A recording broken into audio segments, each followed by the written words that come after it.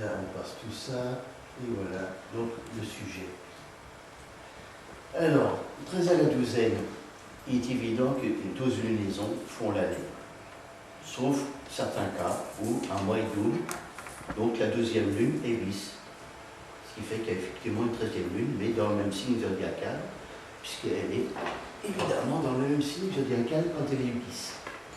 Alors ceux qui ne le savent pas, évidemment, mettent cette 13e mois en fin d'année, ce qui donne des calendriers un peu bizarres, mais pour l'astrologie, si c'est le 4e mois qui est bis, eh ben, la lune est doublée, effectivement, et c'est le compute de l'Inde, du Tibet et de tous les pays qui sont organisés. On a aussi des légendes, 13 fées, 12 fées ont un plat d'or, la 13e fée a un plat d'argent, donc elle est rejetée. Bon, ça c'est une légende enfantine, mais à l'époque, c'était bien une tradition astrologique. La 13e lune ne compte pas. C'est un deuxième mois qui est doublé. D'où l'expression des 13 travaux d'Hercule, mais 13 à la douzaine. Les 12 travaux d'Hercule, normalement. 13. Il y en a 13. Eh oui, il y en a 13. Bon, là, j'ai pas mis la photo du 13e travail d'Hercule, qui correspond aux 50 unités, donc les semaines. Donc ça, c'est pour le principe. Donc, chaque mois, c'est environ 29,5. Le mois suivant, on rajoute un jour, c'est 29 ou 30 jours. Donc les 12 mois de 30 jours font à peu près l'année. Et sur plusieurs années, on cumule et on rajoute le mois complémentaire, un mois entier. On ne va pas faire des quarts de Dieu, on ne va pas faire des demi-dieux. Il n'y aura non pas de quart de journée ou de demi-journée dans le compute du temps. Il n'y a que des valeurs entières. Donc systématiquement, ce n'est pas 365 jours un quart, mais 365 jours, plus le complément, la 4e année, pour le compute égyptien. Dans d'autres systèmes, on verra effectivement qu'il y a d'autres façons de compter. L'ancien compute égyptien faisait effectivement une base de 28 ans, où on rajoutait la semaine complémentaire. 28 ans qui sont en rapport aussi avec la Lune. Voilà, donc c'est bien pour ça que nous sommes soleil lunaire. Donc, bon, d'accord. Mais la question est de savoir si... bon, ça c'est une réalité astronomique ou calendérique. Tout à fait. Alors, les calendriers sont faits évidemment pour les éphémérides. Les anciens n'avaient pas de rendez-vous d'affaires, de planning, il n'y avait pas autre chose que de l'astronomie, de l'astrologie. Il n'était pas question de faire autrement. S'il y avait des dates, c'était pour les rituels, les cérémonies, et toutes les civilisations ont gardé les mêmes noms pour les planètes et les mois. Alors, M. Massou, le problème qui se pose, c'est la cohabitation de cette donnée astronomique. Enfin, astronomique, elle est astronomique sans être astronomique, c'est-à-dire qu'elle est astronomique, mais il n'y a pas de loi astronomique qui oblige à ce qu'il y ait 12... c'est-à-dire, je crois qu'il faudrait faire le point un peu sur ce qu'on appelle astronomie. Hein, parce que, par exemple, les lois de Kepler, par exemple, ça fait partie de la science astronomique. Bon. Parce qu'il y a des lois qui expliquent que les corps doivent suivre un certain nombre de lois. Bon. Là, en l'occurrence, le système des 12 ne correspond à aucune loi astronomique. Il n'y a pas de loi astronomique qui veut qu'il y ait forcément dans n'importe quel système, dans n'importe quelle galaxie, que tous les systèmes passent par le 12. C'est une réalité purement terrestre. C'est celui qui se rapprochait le plus quand même des cycles lunaires, le 12. Parce que globalement, il y a 12 nouvelles lunes dans une année, une fois qu'on a déterminé l'année, qu'elle vaut 360, etc. Et après, si on veut lier la lune et le soleil, on est bien obligé de tomber sur le 12. Non, attendez, c'est mal compris, c'est pas de ça dont je parle. Je dis que cette réalité du 12 n'est pas une réalité de l'astronomie universelle, c'est une réalité de l'astronomie au niveau de la Terre.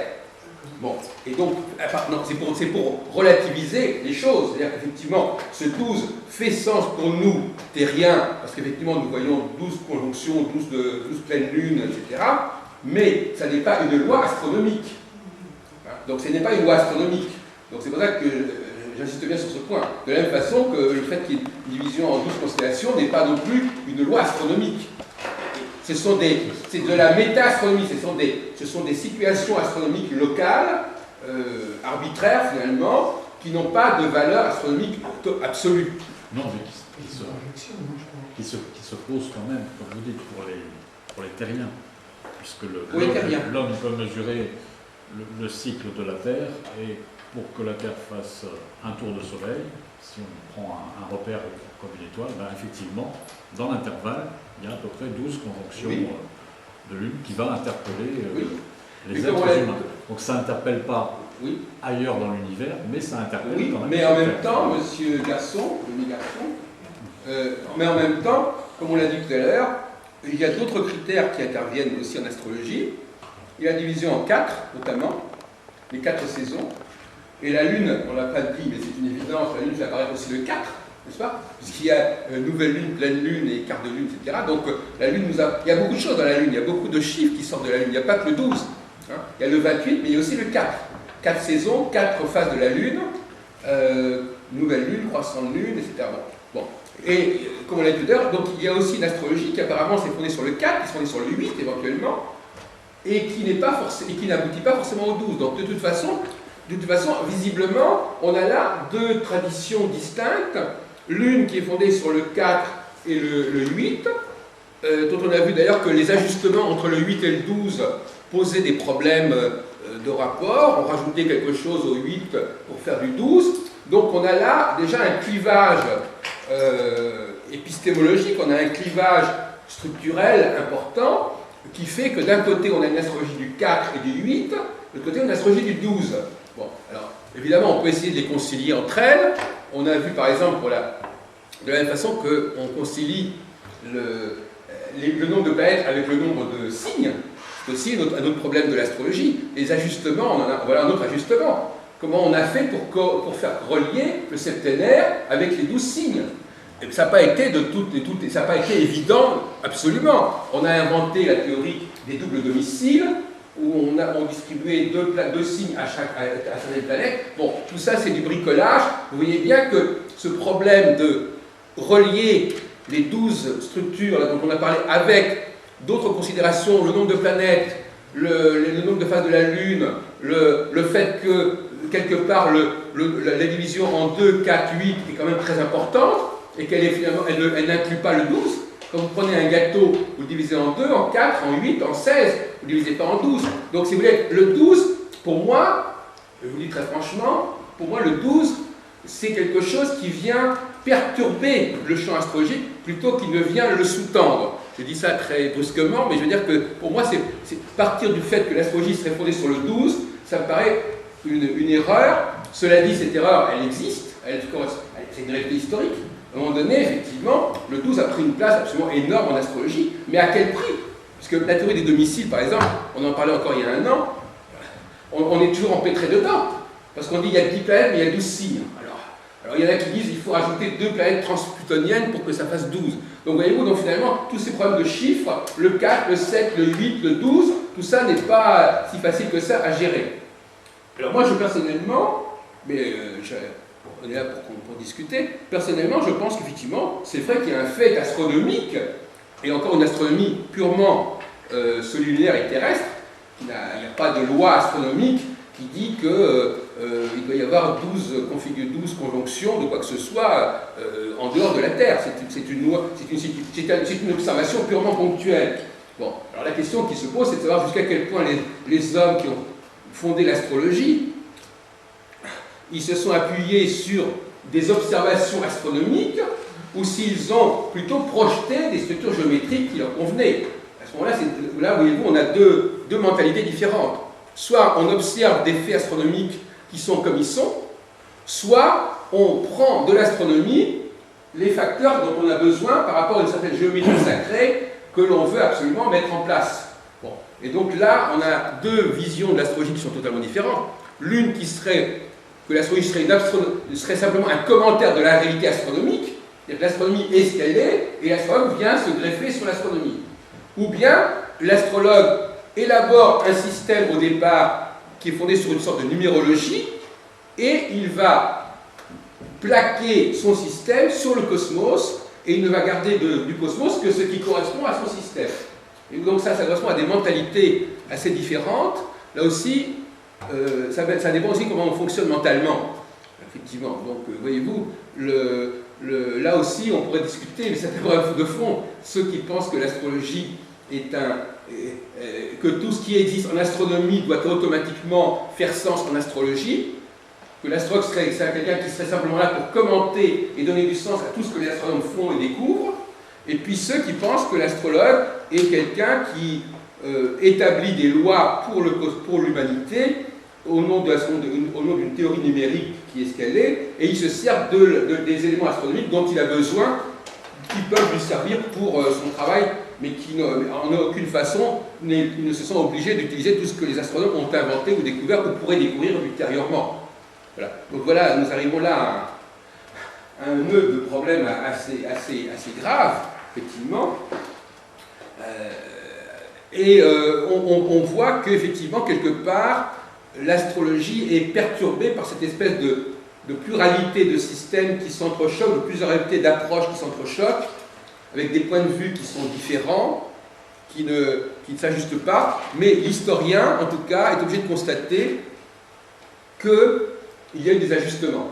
Ça, c'est évident. C'est-à-dire qu'il y a effectivement une sorte de tension qui vient perturber le champ astrologique entre le 8 et le 12, entre le 7 et le 12, entre le 4 et le 12, etc. Donc tout ça, il y a une espèce déjà de tension interne à l'astrologie qui n'est pas du meilleur aloi, je dirais, d'une certaine manière. Alors, Monsieur Tilly, quel est votre...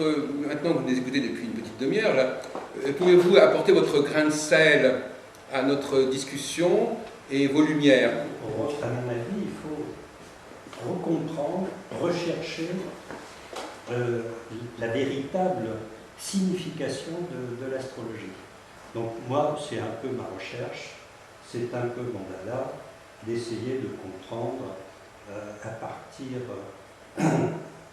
des éléments que nous possédons au niveau des sociétés anciennes, donc par la mythologie, par la religion, par les fêtes, le calendrier des fêtes, etc., essayer de retrouver le sens et le concept et l'éthique qu'avaient les anciens par rapport à une astrologie, comme je vous le disais tout à l'heure, qui est une astrologie qui a été un peu dévoyée à mon avis.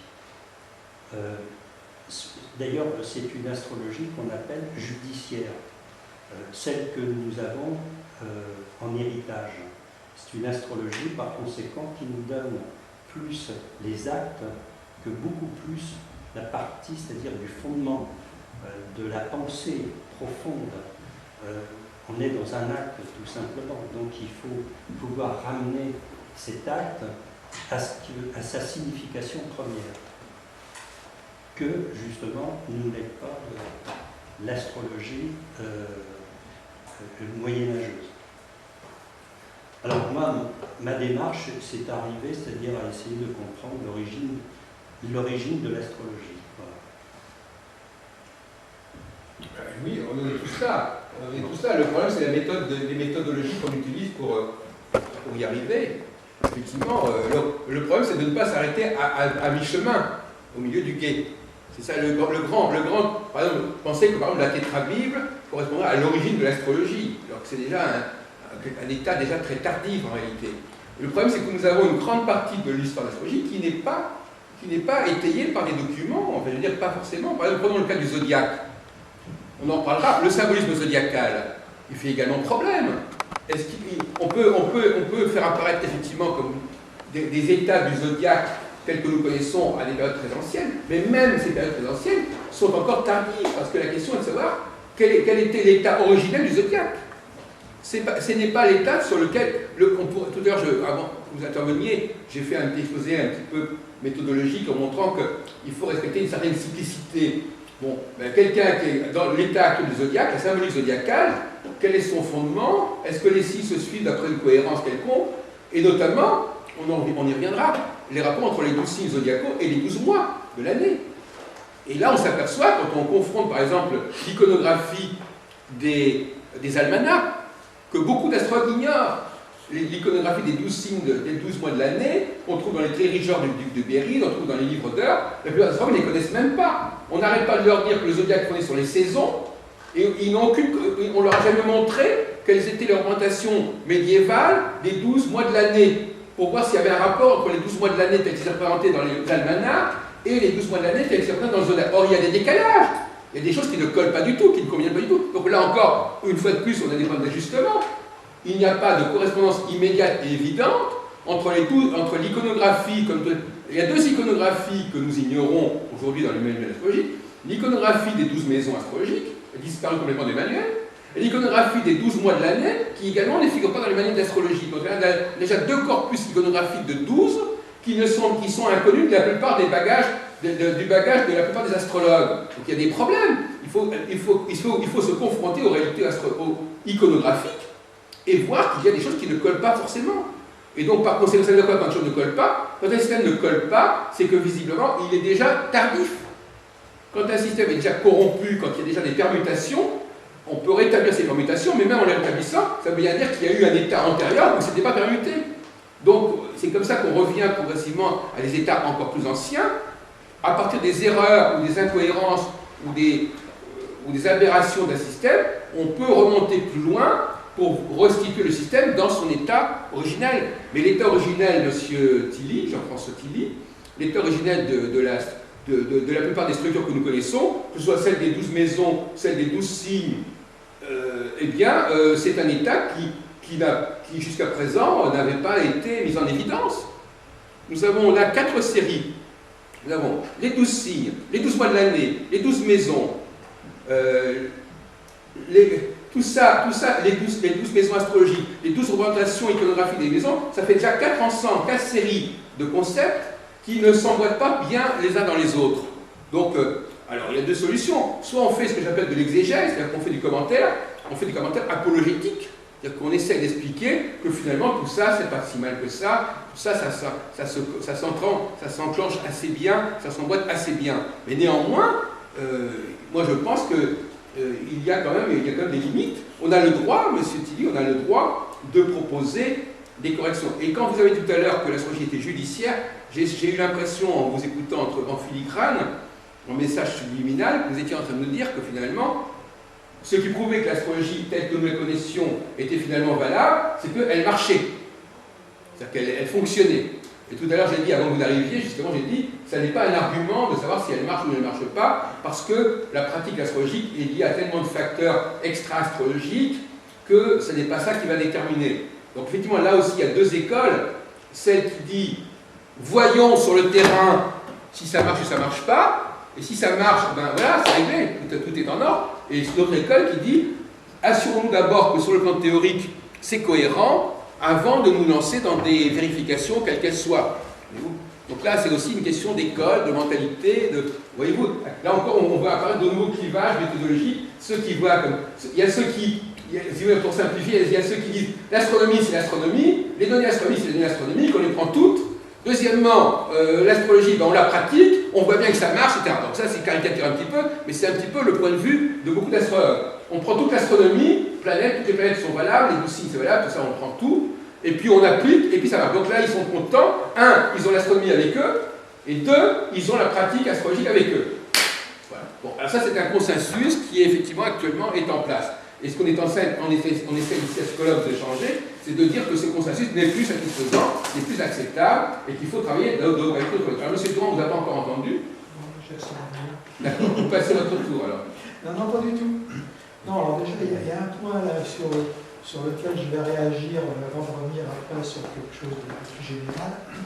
Un des points qui me semblerait indiquer pratiquement que l'astrologie n'est pas basée sur le symbolisme des saisons, peut-être au niveau symbolique, oui, mais au niveau de la réalité, non, parce que puisque ça marche entre guillemets dans l'hémisphère nord et dans l'hémisphère sud, où les saisons sont inversées, ça prouve qu'en soi, l'astrologie elle-même n'est pas basée sur les saisons. Personne ne l'a dit ici. Bon.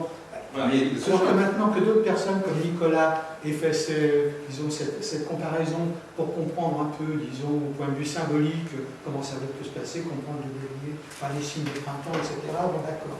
Bon, maintenant, je reviens au sujet.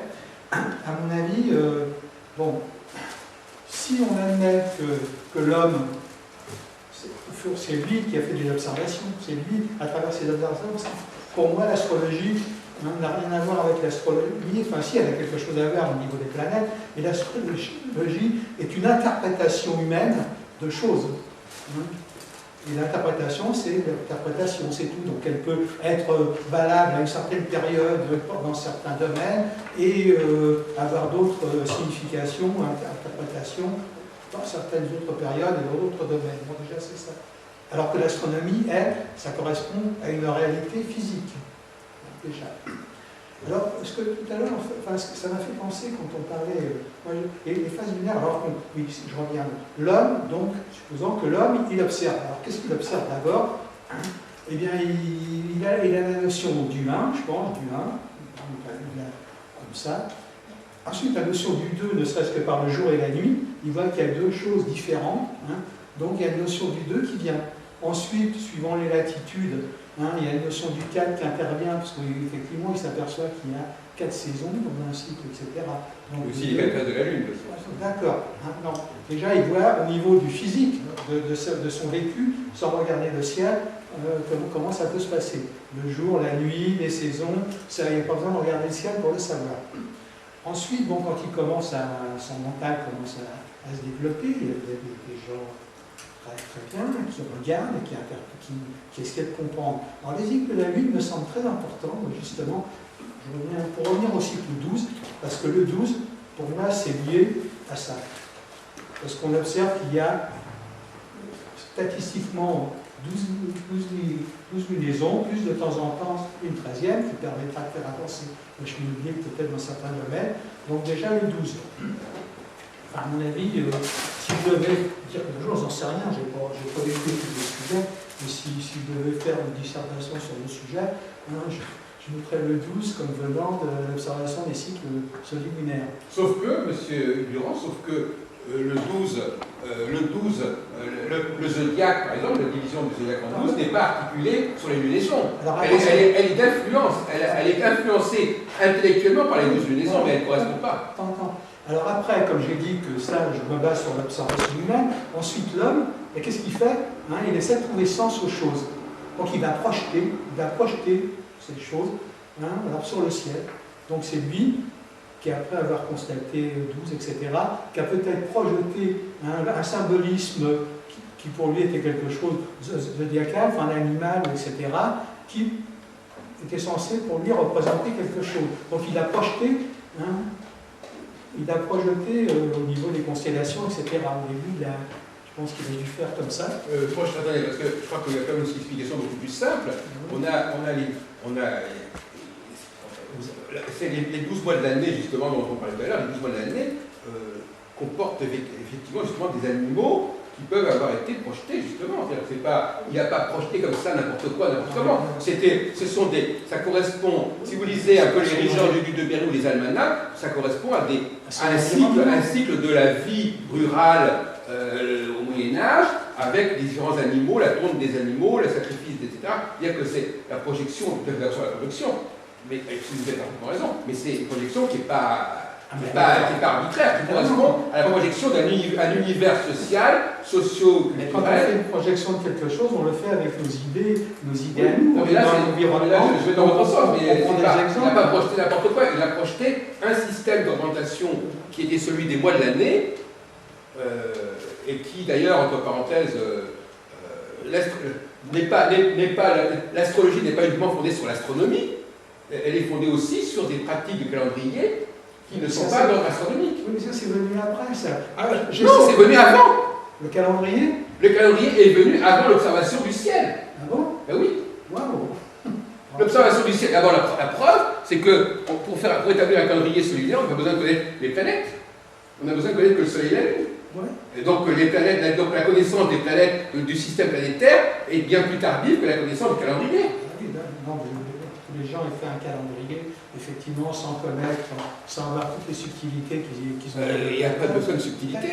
Bon, le calendrier originel, il était fondé effectivement comme le calendrier musulman aujourd'hui, le calendrier juif, il était fondé sur les conjonctions Soleil-Lune, les nouvelles lunes, et le début du mois, c'était le tout premier croissant de lune qui apparaissait presque de façon minimale, comme ça, dans le ciel. Voilà. Bon, maintenant, ce que je voudrais revenir, après je vous laisser la parole. Quand on dit qu'il y a un rapport avec les saisons, vous-même vous le laissez entendre, il faut employer le mot matriciel. C'est-à-dire qu'on peut s'inspirer d'une réalité mais pas forcément la prendre telle qu'elle. On peut très bien s'inspirer des saisons, mais pas forcément établir une astrologie fondée sur les saisons. Il faut distinguer. Il y a un fondement symbolique et il y a un fondement scientifique. Je peux symboliquement m'inspirer d'une réalité X ou Y, mais je peux la transposer. Par exemple, les 12 signes zodiacaux, quand on les transpose au niveau des planètes, ça n'a plus rien à voir avec les saisons, bien évidemment. C'est une transposition, c'est-à-dire qu'on projette, on transpose sur un autre plan des choses qu'on a observées sur un plan. Donc c'est pas parce qu'au départ, on a observé des réalités au niveau des saisons que ça veut dire que toute l'astrologie est fondée là-dessus. Mais elle est matriciellement influencée par ça. Oui, bien sûr, je ne pas dire. Si vous avez dit, vous avez dit que les saisons ne sont pas forcément importantes dans l'astrologie, elles le sont et elles ne le sont pas en même temps. C'est un référentiel symbolique, ça ne veut pas dire forcément que toute l'astrologie doit être fondée là-dessus. Cela dit, il y a le problème des tropicalistes et des sidéralistes qui, eux, justement, le tropicaliste, justement, ils apportent comme argument que puisqu'elle est fondée sur les saisons, il faut tout baser sur le point vernal. Parlons pas de ça, on sait très bien que, à mon avis, au point de vue technique, hors sujet, au point de vue technique, il y a deux points qui restent complètement encore à traiter pour que l'astrologie, disons, se rapporte un petit peu à d'autres observations astronomiques. C'est le problème, effectivement, où est le 0 degré du bélier sidéral, voilà, pour qu'on puisse savoir où notre point gamma tropical se place au point de vue des constellations. Ça, c'est un des points, avec il y a Missa, hindou, etc. Ça, c'est un point qui n'est pas encore réglé techniquement. Et le deuxième point, qui n'est pas du tout réglé encore techniquement, c'est dans les différents systèmes de donification, quel est celui qui serait le plus représentatif d'une réalité. Bon, ça, c'est les deux points techniques. Oui, mais ça, c'est des points techniques qu'on avait établis. Là, j'ai l'impression de revenir en arrière dans ma jeunesse. C'est ce qu'on disait dans les années 70. Aujourd'hui, le débat n'est plus là. Aujourd'hui, le débat n'est plus vraiment à ce niveau-là. Mais il a été à ce niveau-là. On est là, on est en 2012, on n'est pas en 1972, nous on se connaît depuis 40 ans. Donc on n'est pas en 1972, on est en 2012. Donc on ne va pas réchauffer des états, des lieux tels qu'on pouvait les avoir à l'époque, alors qu'aujourd'hui, je ne dis pas que vous avez tort, je dis qu'on n'est pas. Il y a d'autres. C'est comme les géométries, il n'y a pas seulement la géométrie euclidienne, il y a d'autres géométries qui ne passent pas par le zodiaque. Par exemple, on pourrait considérer, par exemple, que la théorie des cycles planétaires, par exemple, la théorie des cycles planétaires, le fait de dire j'ai une conjonction par exemple Jupiter-Saturne, eh bien que la conjonction correspond au commencement d'un cycle. Et donc à ce moment-là, il y aurait autant de zodiaques que de cycles. Donc c'est la conjonction entre deux facteurs qui serait l'amorce du zodiaque, et on n'a pas besoin d'avoir un zodiaque autonome qui serait à tel endroit. Donc c'est un débat qui est intéressant, mais il n'est pas forcément indispensable. D'accord. Là, j'avais dit que c'était hors sujet. Bon, par contre, je reviens au sujet, qui est l'histoire du 12 en astrologie, les cycles solaires et les rapports planète-astrologie. Comme je disais, que pour moi, l'homme avait projeté, donc il avait observé des choses. Le 12, pour moi, on viendrait du cycle lunaire, par exemple. Et ensuite, donc, il a projeté, donc, il a décidé l'année, il a divisé en 12, parce qu'il y a 12 cycles lunaires. Et de là, il a projeté dans les constellations les analogies qu'il avait fait en tropical, peut-être. Et ensuite, il a mis dans ces signes, donc, ce qu'on appelle des signes, c'est le nom qu'on donne aux 12 parties du zodiaque. Et ensuite, comme il veut donner toujours un sens, à qu'après il avait observé les planètes, les choses, etc., il a voulu associer les planètes à des signes. Et ce qu'on raconte, ce que tu disais tout à l'heure, pour l'histoire, comment découper avec les 7 planètes du septénaire, donc les planètes visibles, et comment il a fait les doubles maîtrises, etc. Déjà, ça donnait un rapport entre le 12 et le 7, qui n'existait pas a priori, et qui permet de donner un bon rapport entre le 12 et le 7. Enfin, pas le 7, parce qu'il y avait les 7 planètes, de toute façon, le Soleil et la Lune. Le luminaire et les 7 planètes. Oui, d'accord. Donc c'est pour ça, je pense que ces rapports planétaires, tout ça, c'est des projections qu'a fait l'homme pour essayer de donner un sens à ce qu'il avait observé par ailleurs, par exemple. Et pour il avait un sens entre ce qu'il voyait extérieur à lui et ce qu'il voyait par rapport à... Moi, je n'accepte pas. Je pense qu'il faut repenser les choses un peu autrement, et notamment cette opposition entre la symbolique zodiacale et la symbolique planétaire, elle est contestable. En réalité, il s'agit d'un seul et même phénomène. C'est pour ça que d'ailleurs l'intérêt justement d'une approche cyclique, c'est qu'on s'aperçoit que finalement, on peut dire, il y a 36 façons de parler d'un cycle. Il y a 36 façons d'illustrer un cycle. Donc effectivement, il ne faut pas, si par exemple moi je m'en parle, chacun d'entre nous pourrait dire, voilà, comment un cycle, ça se, voilà, je sais pas, moi je me lève le matin, etc. Bon, ou bien je prépare la vie. Donc on peut illustrer, imager la notion de cyclicité par de mille façons différentes. Donc il ne faudrait pas forcément les opposer entre elles, parce qu'en fin de compte, elles disent la même chose. Elles disent la même chose.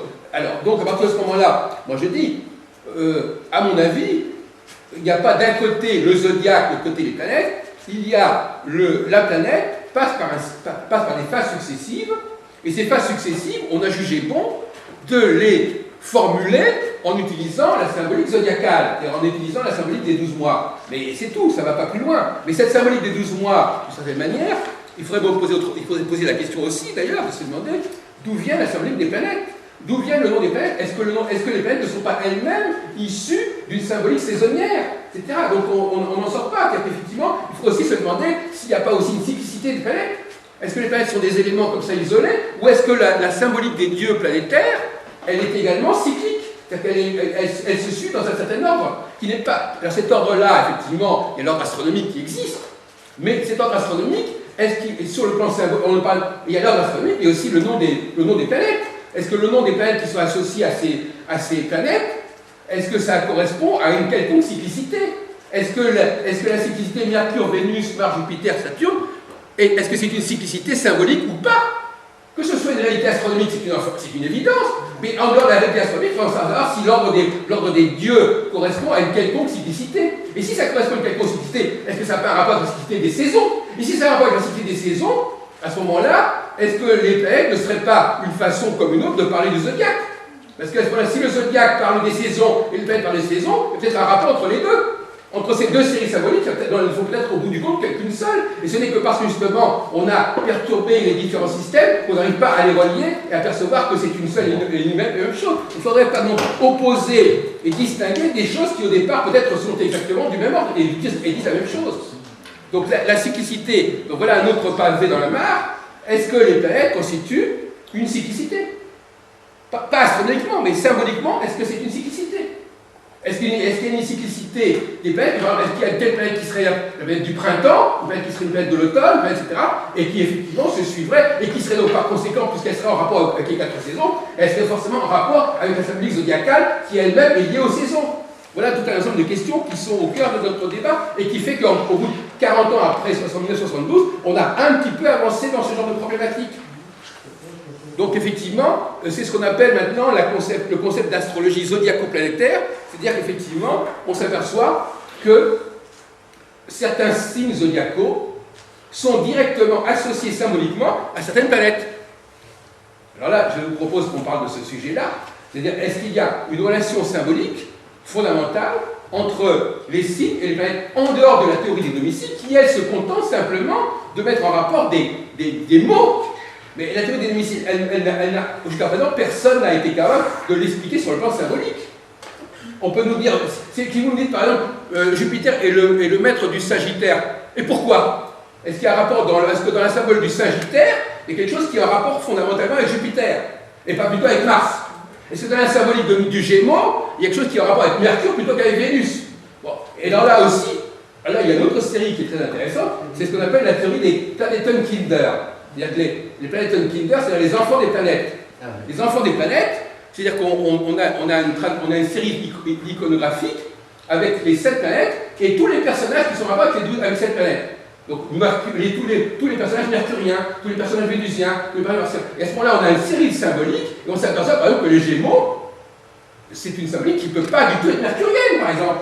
Elle n'a rien à voir avec Mercure, elle est complètement empruntée à Vénus. Donc pourquoi? Donc là aussi, il y a aussi un problème, c'est que la théorie des rapports planètes-signes, elle est problématique.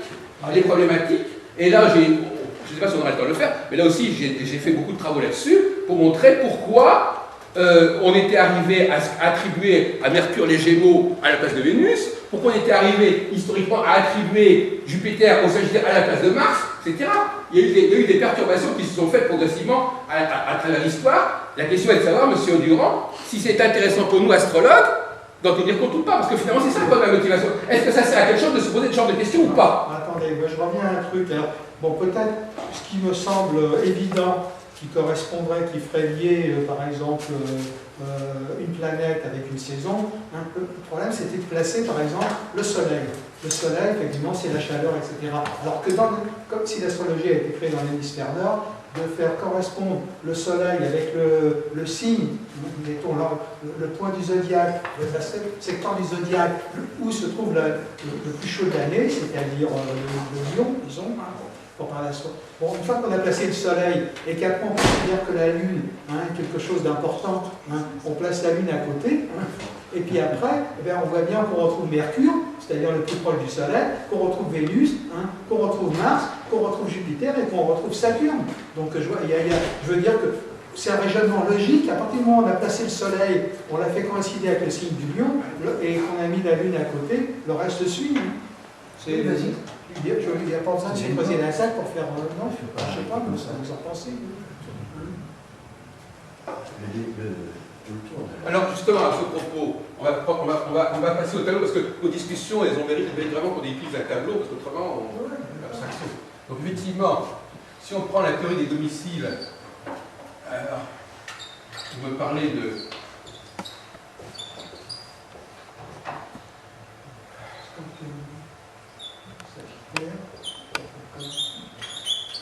Alors déjà, il y a un point qui fait problème, monsieur... Le point que j'avais dit, je ne sais pas si tu étais là, c'est de placer le Soleil et de faire coïncider le Soleil justement, avec l'été dans non, mais justement, le Soleil, le problème c'est que dans ce système de septénaire, on aurait été deux catégories de planètes, monsieur Durand. On a d'un côté le Soleil et la Lune, qui ne sont pas des planètes comme les autres. Bon, donc on ne peut pas les mettre au même titre. Elles sont des planètes on en a parlé longuement depuis le début de cette réunion, sont des planètes qui sont structurelles, qui donnent véritablement la structure même du zodiaque. Donc elles ont déjà une fonction en elles-mêmes. Hein, elles ont déjà une fonction en elles-mêmes. Oui, je sais. Bon. Et de même que pour Saturne aussi, il y a un problème. C'est le pôle, ce sont les planètes, elles constituent les deux pôles opposés. En réalité, les planètes qui nous intéressent sur le plan des saisons, ce sont les quatre autres planètes. Elles découlent par rapport à la distance au Soleil. C'est-à-dire que, oui, non mais je veux dire que ce sont celles-là qui vont être intéressantes au premier chef. Ce ne sont pas les autres planètes qui, elles, sont... Mercure viendra avant, parce que... Oui. Par rapport à la distance au Soleil. Oui, non mais ça aussi, c'est un débat. Hein. Mais le problème, c'est de comprendre, c'est que là, on a effectivement ce qu'on n'a peut-être pas fait avancer. On s'aperçoit que le septénaire, quand on enlève d'un côté les luminaires qui ont un statut particulier, et quand on enlève Saturne qui est également un peu particulier, on a un ensemble de 4 planètes. Et ces 4 planètes, on retrouve le 4. Donc derrière le 7, il y a le 4 en réalité. Bon, voilà ce que je veux dire. Effectivement, et d'ailleurs le Saturne est la seule planète où ces deux domiciles sont conjoints. Il y a vraiment une polarité visiblement entre ces deux cas, qu'on retrouve d'ailleurs dans la théorie des égaltations, avec Bélier et Taureau, avec Soleil et Lune, et en face, on a Saturne en balance. C'est le seul cas comme ça. Donc là, on a deux axes, un axe équinoxial, un axe solsticial. Et à ce sujet, il faut quand même préciser, chers amis, que la théorie des doubles domiciles est une substitution à la théorie des exaltations et des domiciles. Et qu'en réalité, il faut bien comprendre que, et c'est pas par hasard que dans la tétrabible, on ne parle pas des exaltations, parce que justement, c'est un système qui veut faire disparaître les exaltations, qui remplace, donc normalement les exaltations, ce sont 7 planètes, donc 7 planètes pour 12 signes, et les domiciles, 7 planètes pour 12 signes. Et la tétrabible de Ptolémée, attribuée à Ptolémée, donc au 2e siècle de notre ère, propose de supprimer les exaltations, on n'en parle plus, on enlève l'axe équinoxial, on garde l'axe solsticial, et à ce moment-là, on va remplacer les exaltations en attribuant de nouveaux domiciles aux planètes qui vont faire l'affaire des exaltations. On fait compte comme ça, Saturne aura quand même ces deux signes, Jupiter aura ces deux signes. Donc effectivement, on remplace un système où il y avait une planète en domicile dans un signe, une planète en exaltation dans un signe, et là on a deux planètes en domicile. Hein? Au lieu d'avoir Mercure, par exemple, prenons le cas de Jupiter, au lieu d'avoir Jupiter en Sagittaire et Jupiter en Cancer, eh bien on a Jupiter en Sagittaire et en Poisson. Donc là aussi, historiquement, il faut le savoir, la théorie de domicile est une théorie très tardive des doubles domiciles. Elle vient mettre fin à cette théorie des... Et ce qui est amusant, c'est qu'aujourd'hui, les astrologues gardent la théorie des domiciles et ils gardent encore la théorie des exaltations. Donc, alors là, c'est débile, alors c'est complètement débile. La théorie des deux domiciles est là pour remplacer les exaltations. Mais les astrologues, ils prennent tout ce qui traite dans les bouquins d'astrologie, donc ils prennent à la fois les deux domiciles, des doubles domiciles, et en plus les exaltations. Alors ça n'a pas de sens. Donc il faut bien savoir que la théorie des doubles domiciles est là pour remplacer les exaltations. Et c'est cohérent. Les 5, au lieu d'avoir deux systèmes qui sont un peu brouillons, un peu incohérents, où il y a des planètes, des signes qui ne sont pas occupés, etc., mais au bout du compte, ça revient au même. Que chacun des domiciles soit dédoublé ou qu'il y ait un domicile d'exaltation, les 5 planètes qui ne sont pas, les 4 planètes qui sont en dehors du Soleil et de la Lune, eh bien elles se retrouvent avec chacune de 2 signes. Voilà. Donc ça aussi, il faut bien le savoir, on a des méthodes actuellement pour revenir plus en arrière dans les systèmes, et là, effectivement, ce qui est intéressant, pour revenir à d'autres débats sur planètes et saisons, c'est que on a là, encore une fois, le 4. Miraculeusement, le 4 apparaît à nouveau. À ce moment-là, il apparaît à nouveau, et à ce moment-là, on est tout à fait tenté, bien entendu, de relier les 4 planètes avec les 4 saisons. Comment le fait-on pour faire ça? On va changer de cassette. Je dirais qu'il y a quand même 4 minutes de décalage, voyez-vous, 4 minutes. Okay. Donc tant que c'est pas encore, donc vous paniquez pas, tant qu'il n'y a pas, vous prévenez, mais c'est pas le moment. Okay. Voilà, donc effectivement, vous avez déjà un critère qui est assez simple, c'est, il faut bien savoir, monsieur Durand, qu'on a connu Mercure et Vénus bien avant que Mars et Jupiter. Parce que Mercure et Vénus, c'était des planètes qui se levaient avant ou après le Soleil. Donc effectivement, ils sont entrés dans le champ de la conscience humaine bien avant Mars, Jupiter et Saturne. Si. Pas pour Mercure. Si, bien sûr. Astronomiquement parlant, pour que les hommes voient Mercure, ils ont sûrement vu Jupiter et Saturne, etc., qui brillaient fort dans le ciel, avant de pouvoir déterminer qu'il y avait un petit truc. Ah non, pas du tout, pas du tout. Pas du tout. Alors écoutez, en tout cas, pour Vénus, c'est une évidence. Pour Vénus, c'est une évidence. Vénus était considérée. D'ailleurs, vous n'avez qu'à lire les bouquins, on pensait qu'il y avait 2 Mercure et 2 Vénus, parce qu'on n'avait pas distingué la Vénus du Soir, etc. Donc là, écoutez, je vous renvoie à vos livres, mais je vous garantis que Mercure et Vénus faisaient partie de la représentation traditionnelle du ciel, bien avant qu'on parle de Mars et Jupiter, et on n'avait pas encore compris que c'était la même planète, on croyait qu'il y avait une Vénus à gauche, une Vénus à droite, que c'était la même planète qui apparaissait à différents moments. Mais c'est ce qu'on appelle des scortes solaires, ce sont des planètes qui étaient immédiatement avant ou après le Soleil. Maintenant, effectivement, bien plus tard, on a découvert, donc effectivement, c'est ce qu'on appelle les planètes internes. Les planètes qui sont, dont la vitesse de révolution est interne à celle de la Terre. Et après, il y a les planètes externes. Alors les planètes internes sont reliées apparemment aux saisons les plus brillantes, c'est-à-dire le printemps et l'été. Et d'ailleurs, vous remarquerez que les domiciles de ces planètes sont effectivement en printemps et en été. Par exemple, prenez Mercure, c'est le Gémeaux et la Vierge. Prenez Vénus, etc. Et les planètes les plus lentes sont en rapport avec l'automne. Donc ça, c'est déjà un constat qui est déjà, il n'y a même pas besoin de chercher à comprendre, c'est un constat, les domiciles des planètes Jupiter et Saturne sont, Mars, Jupiter et Saturne, sont plutôt du côté de l'automne et de l'hiver, et les domiciles des planètes comme Soleil, Lune, Mercure et Vénus sont plutôt du côté de l'été et du printemps. C'est un constat que personne ne peut contester. Si vous voulez, on peut le refaire, ça a l'air de nous surprendre, mais c'est une évidence. C'est purement symbolique, parce que c'est lié à l'hémisphère nord, et c'est tout. Donc pour moi, non, mais on est dans le domaine symbolique, là. Hein.